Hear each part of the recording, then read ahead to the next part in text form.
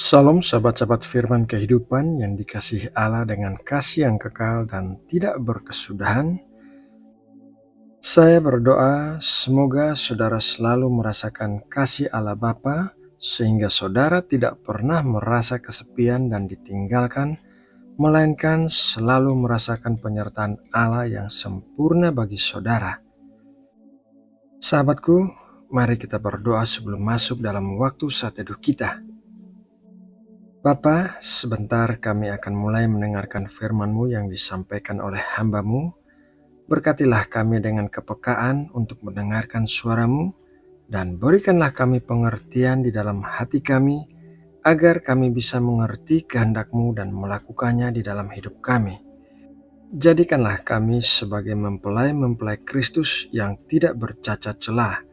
Terima kasih ya Bapa, di dalam nama Tuhan Yesus Kristus, kami berdoa dan mengucap syukur. Amin. Sahabat-sahabat firman kehidupan yang dikasihi Allah, kita ada di dunia ini dengan suatu tujuan. Sejak saat kita dilahirkan di dunia ini, kita sudah memiliki tujuan meskipun tujuan setiap orang berbeda-beda. Pada awal mulanya, Allah menciptakan manusia untuk menjadi keluarganya.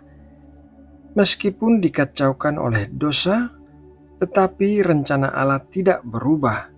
Suatu saat nanti, kita semua orang-orang percaya akan berkumpul bersama Allah di sorga sebagai keluarganya. Oleh karena itu, tugas kita semua di dunia ini secara umum adalah memberitakan Injil agar sebanyak mungkin manusia bisa menjadi keluarga Allah. Di dalam Matius 24 ayat 14 berkata demikian, "Dan Injil kerajaan ini akan diberitakan di seluruh dunia menjadi kesaksian bagi semua bangsa, sesudah itu barulah tiba kesudahannya." Kesudahan dunia ini akan terjadi apabila seluruh dunia sudah mendengar Injil dan jumlah orang-orang yang diselamatkan sudah tergenapi. Untuk memberitakan Injil, kita tidak harus menjadi misionaris dan pergi ke pedalaman untuk menjangkau jiwa-jiwa yang belum mendengar tentang Kristus. Sebaliknya, kita bisa memberitakan Injil apapun yang kita lakukan saat ini. Seorang pengusaha bisa memberitakan Injil dengan cara mendanai kegiatan misionaris. Seorang pekerja kantor bisa memberitakan Injil melalui integritasnya saat mengerjakan tugas-tugas kantor. Seorang pedagang bisa memberitakan Injil pada saat berbincang-bincang dengan para pembelinya, dan seorang ibu rumah tangga bisa memberitakan Injil kepada anak-anaknya. Allah bisa memakai berbagai hal yang kita lakukan untuk menjadi panggilan kita dalam memberitakan Injil. Mari kita lihat beberapa kendala yang sering dipakai orang untuk tidak memberitakan Injil. Kendala yang pertama yaitu tidak memiliki pendidikan Alkitab. 1 Korintus 1 ayat 25, "Sebab yang bodoh dari Allah lebih besar hikmatnya daripada manusia, dan yang lemah dari Allah lebih kuat daripada manusia." Pendidikan atau tidak berpendidikan bukanlah sebuah tolak ukur untuk memberitakan atau tidak memberitakan Injil.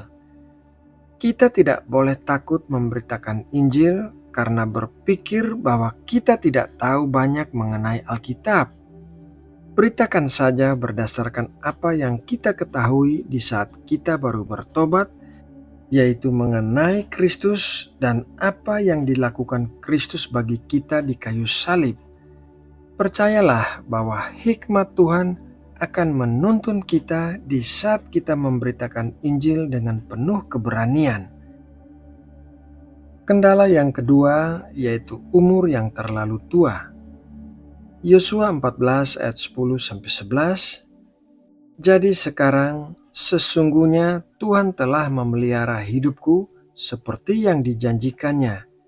Kini sudah 45 tahun lamanya sejak diucapkan Tuhan firman itu kepada Musa, dan selama itu orang Israel mengembara di padang gurun.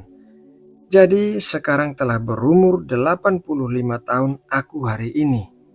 Pada waktu ini aku masih sama kuat seperti pada waktu aku disuruh Musa, seperti kekuatanku pada waktu itu, demikianlah kekuatanku sekarang untuk berperang dan untuk keluar masuk. Kaleb adalah salah satu dari 12 pengintai yang berpikir positif tentang memasuki tanah Kanaan. Tetapi dikarenakan pendapat mayoritas bangsa Israel, ia terpaksa ikut mengembara selama 40 tahun di padang gurun. Meskipun demikian, saat janji Tuhan tergenapi dan bangsa Israel memasuki tanah Kanaan, Kaleb yang sudah berumur 85 tahun tetap kuat dan bersemangat untuk memerangi bangsa-bangsa yang berdiam di tanah Kanaan. Umur bukanlah sebuah kendala. Apabila Tuhan menyertai kita, maka Tuhan pasti memampukan kita. Sahabat-sahabat firman kehidupan yang terkasih di dalam Kristus, setiap orang pasti terpanggil untuk memberitakan Injil. Tetapi jalan yang dipergunakan setiap orang berbeda-beda. Oleh karena itu, marilah kita mempergunakan apa yang telah diberikan Allah kepada kita dengan tidak membanding-bandingkan diri dengan orang lain. Nah, saudaraku, demikianlah renungan kita hari ini. Mari kita berdoa untuk menutup renungan ini. Ya Tuhan, terima kasih atas berkat persekutuan yang indah melalui firman-Mu. Kiranya apa yang kami pelajari hari ini akan selalu tertanam di dalam hati kami dan kami lakukan dengan setia. Kiranya kami semua mengerti panggilan kami untuk memberitakan Injil dan menjalaninya dengan kuat kuasa-Mu yang memampukan kami. Terima kasih ya Bapa, di dalam nama Tuhan Yesus Kristus kami berdoa dan menutup saat teduh ini. Amin.